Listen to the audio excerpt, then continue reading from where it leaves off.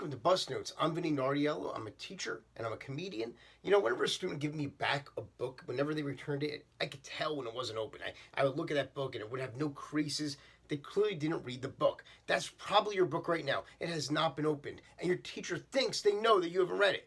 We're going to trick them, okay? We're going to trick your teacher. It's Bus Notes. Okay, today we're looking at Animal Farm by George Orwell. It's one of the most important pieces of political satire ever written, and it's the story of a bunch of talking farm animals that each represent a member of the Soviet ruling class of the 1930s. No, really, that's what it's about. I'm not lying, all right? Here's 5 things you'll need to know to convince your teacher that you read Animal Farm. Number 1, allegory. What's an allegory? An allegory is an extended metaphor. It's a story with greater meaning. Usually it's a way to take a complex idea and boil it down in its simplest form, okay? Present in a way that's more entertaining, more palatable.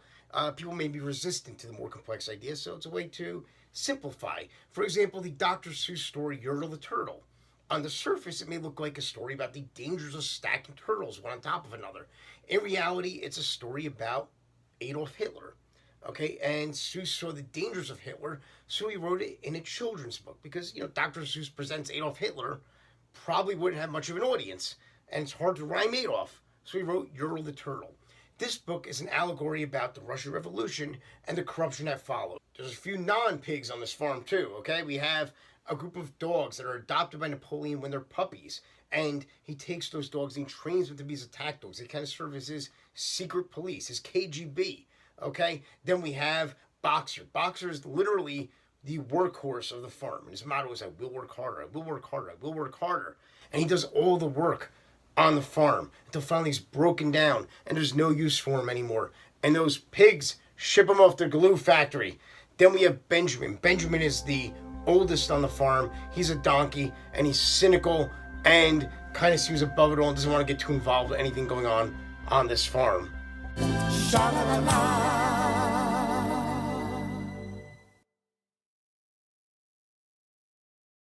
Number 2, people to know, or should I say animals to know, because all our major characters are animals on this farm. Our big characters are the pigs. The pigs are the smartest ones on the farm, and they become the leaders of the revolution. One night, the oldest of the pigs, Old Major, has a dream, and he dreams about a farm where the animals will have no use for humans, and they'll run it themselves, and they'll be the ones to reap the benefits of their farm. Okay? It's an for animals, by animals farm. All right.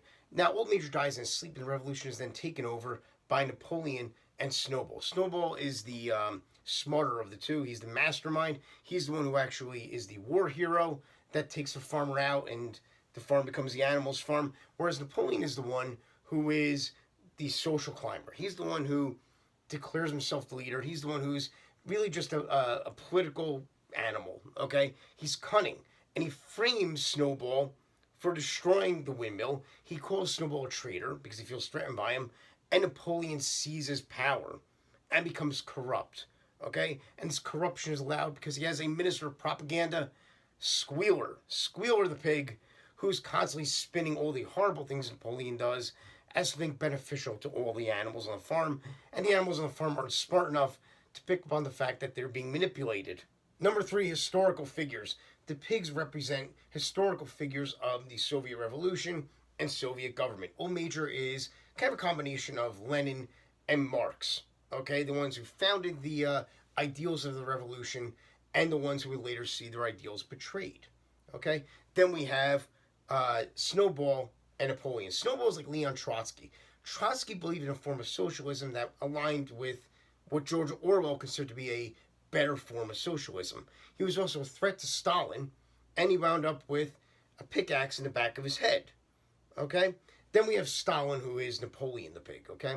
At the time that this book was written, World War II, England was in alliance with the Soviet Union.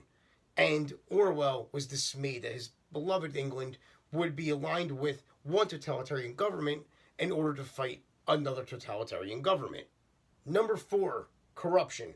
For a man who is synonymous with political writing, Orwell could not figure out what would be the ideal form of government. Okay? He thought maybe it would be socialism. However, with the Soviet Revolution, he started to see that even socialism was not immune to corruption. All right, and everybody, when they become powerful, they become corrupt. So these pigs that start off with these ideals of a farm for the animals, by the end of the book, they are now aligned with the humans on all the neighboring farms. They're wearing clothes. They're standing upright. It sounds adorable. Pigs in little hats, walking around in pants.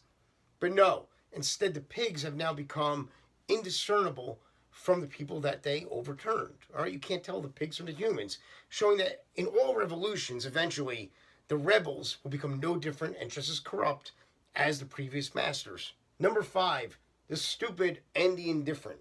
Okay, Orwell, while he thought corruption was awful, he also felt that it wasn't possible without the participation or lack thereof of stupid people and indifferent people. All right, so you look at the animals on the farm. We have a bunch of sheep.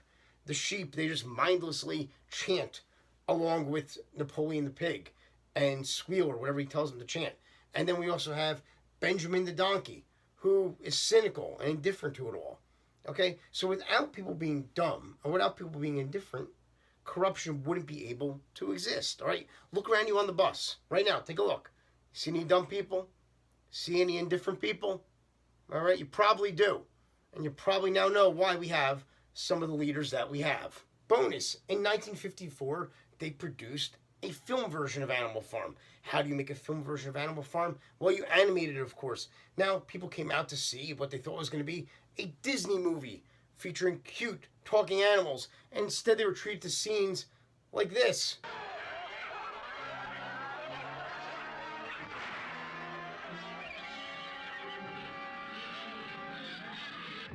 That's it for Bus Notes. As usual, leave us comments. Let us know about any books you want us to cover in the future. Share, subscribe, follow us on social media. Come on, gang. Let's get that C together.